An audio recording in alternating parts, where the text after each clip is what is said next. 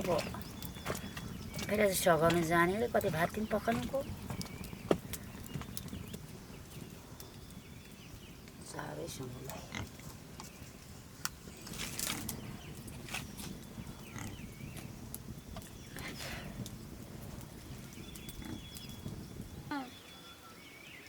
तलै पुग्ने थिएछ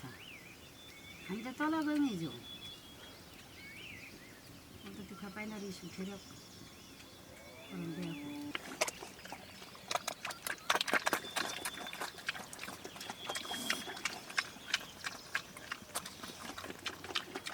जागा भएपछि आउने जस्तो कुरा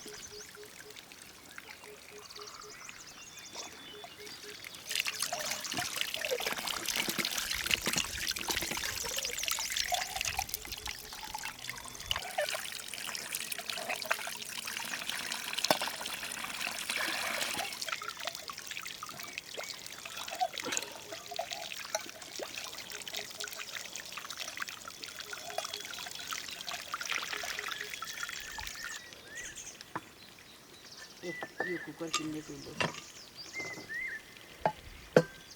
आज त सबै मिल्यो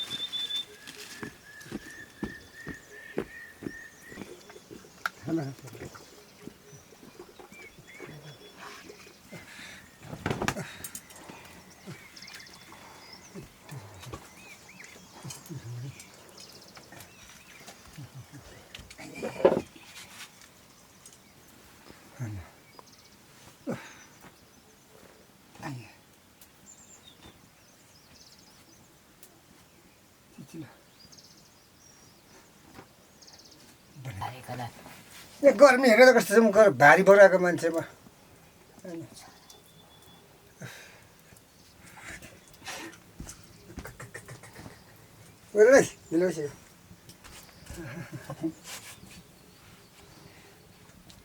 काम गर्छु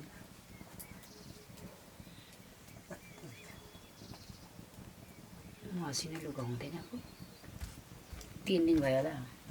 लाउनु छानेको देखेको है अर्काको हातमा जिउमा हात पनि लाउँदै 2 खेप दिएको थियो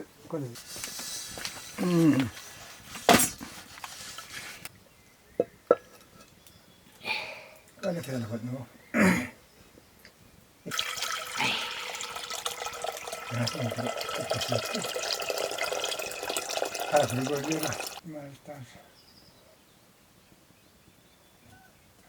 के हो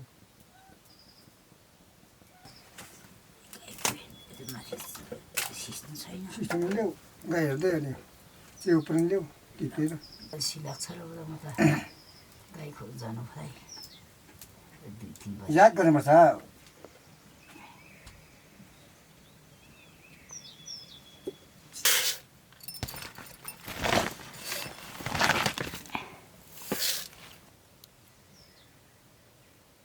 यो केले ताली पठाएको होला त्यो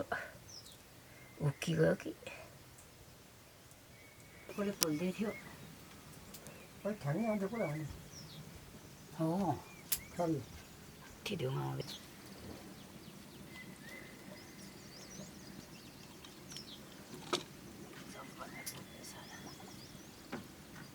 किनकि यहाँ पनि मान्छे अरे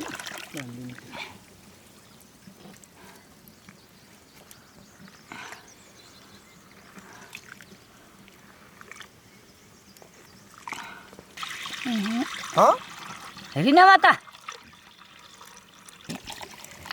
त्यो घुरेनमा थिएर अलिकति टिपिलेको गोठ 2 गोठ एक गोठ 2 गोठ 3 गोठ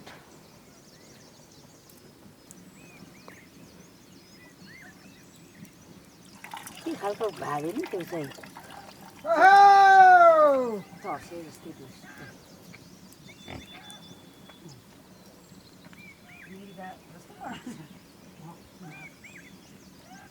के खालको भाले रहेछ सबिना बहिनीको भाले होला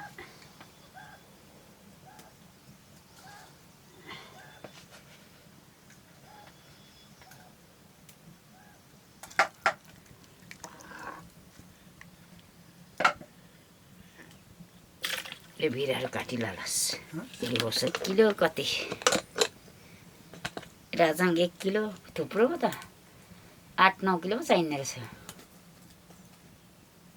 काका बत्ती चाहियो भने काट्नु पर्यो हुँदैन त्यस्तो सुनको हाले किन्नु पर्ने देखिन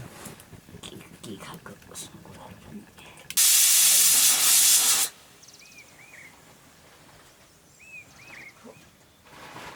यहाँ गरेर राख्यो अस्ति यो ठेकिदिएको जस्तो लाग्यो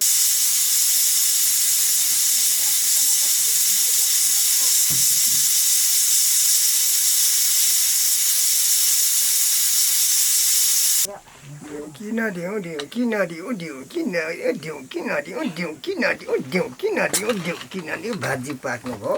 ढुङ्गा पनि सम्झिनु छैन है त्यही लान्छ होला भरेमा पानी पऱ्यो भने के गर्नुको दुःख सुख फुकै पठाइदिने लग्यो त्यसले नै मासतिर मेरो रेनकोट पनि त्यसले लग्यो पोहोर टिपा गयो भने यता रेनकोटले मन पऱ्यो भनेको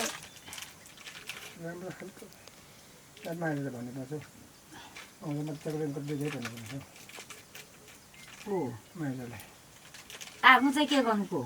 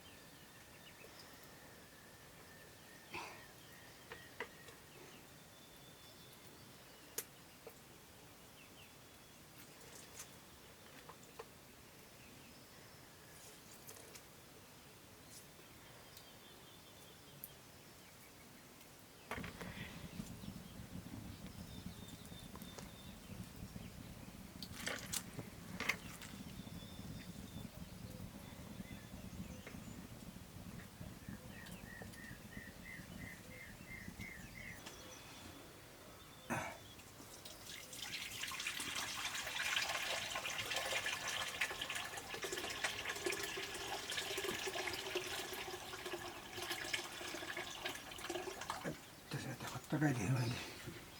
यस्तो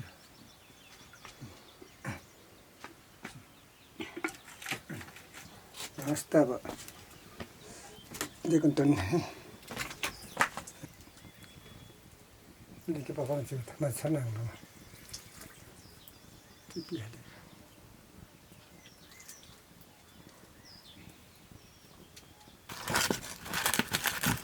है डेमो पस्यो कहाँ पुग्छ ल त्यतिले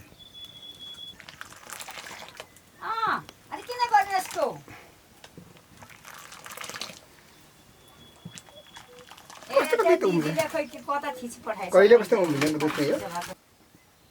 रेनकोट ओर्ने भयो आमै रेनकोट बर्खा वस्तु हेर्दा घाँस काट्दाखेरि चट्टै यसो लाग्यो ओर्यो मलाई 3 लाख पैसा दिइराखेन उता के गर्छ अरे उतै सबै छोडेको छ बिहा रमहरू उतै छोडेको छ सबै चक्लेटहरू उतै छोडेको छ भाइ उयो दाजुले मात्रै ल्याउँछ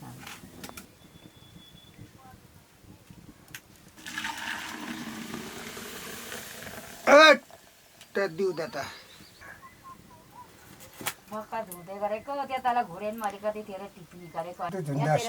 तेरो बाउ चौतारा सघाउनु जान्छ अनि चाहिँ यो भात तिनसित पकाउनु पर्ने खोइ तिनमा कस्तो गर्दा चिन्दिनँ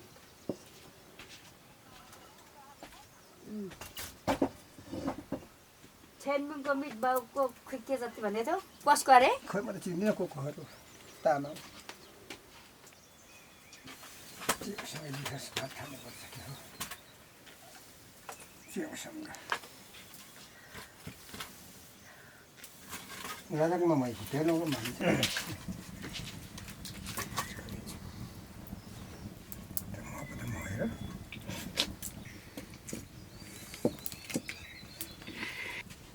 भेना जस भेना गफ गर ठिक म त निक्लिएर हुन्छ जहाँ रक्सीमा खाने हैं दीपावली एक गाड़ी दे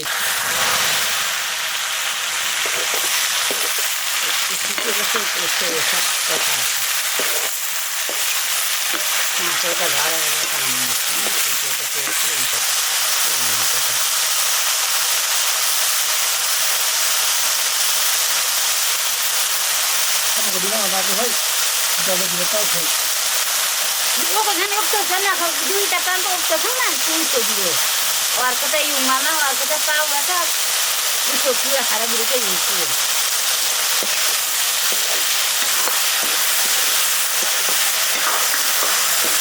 कहिले रोप्ने भनेको जेठतिर मात्रै रोप्नुपर्छ अनि त भनेको थियो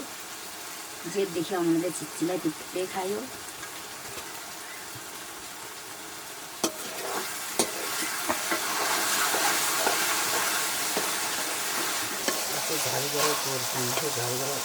झरी मरेन त्यो कहिले मलाई खेला खोज्नु के कास बासीले खोज्नु होला छोरी गाई पनि छ पैसा त्यति लगेर दिन्थ्यो कहिले त्यो मैले नै 3 खोक्टा 4 खोक्टा भने नहुनेको त केटा कहिले भन्ने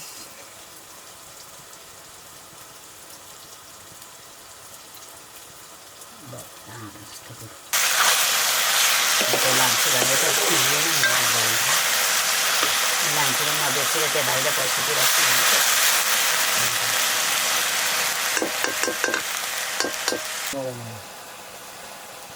चारो नि आउँथ्यो थियो बेसी राखेको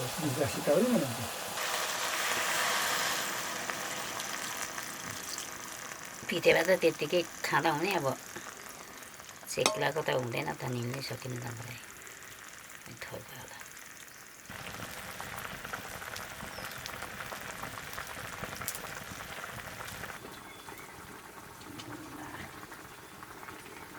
माछा चाहिँ नल्याउँछ त खालि अर्काको सामान ल्याउनु चाहिँ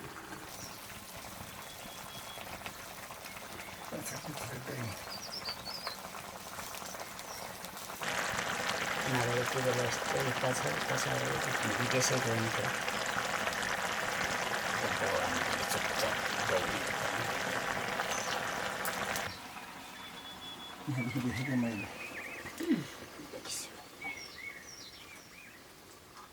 आसन दिन्छ त जोको पहिलामा यहाँ देख्नुलाई बादमा भेट्नेको बादमा दियो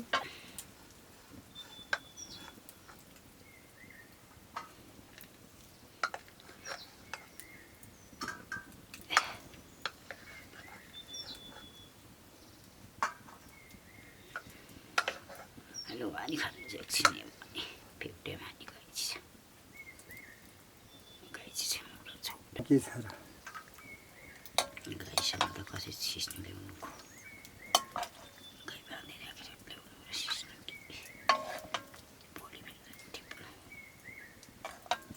जिउ खाने आएको नै खाइसु होला खाइसकिन्छ यसपालि सावा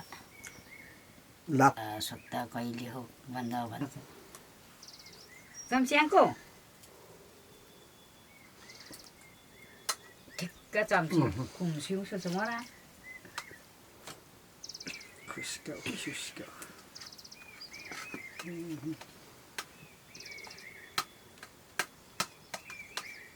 च्याउ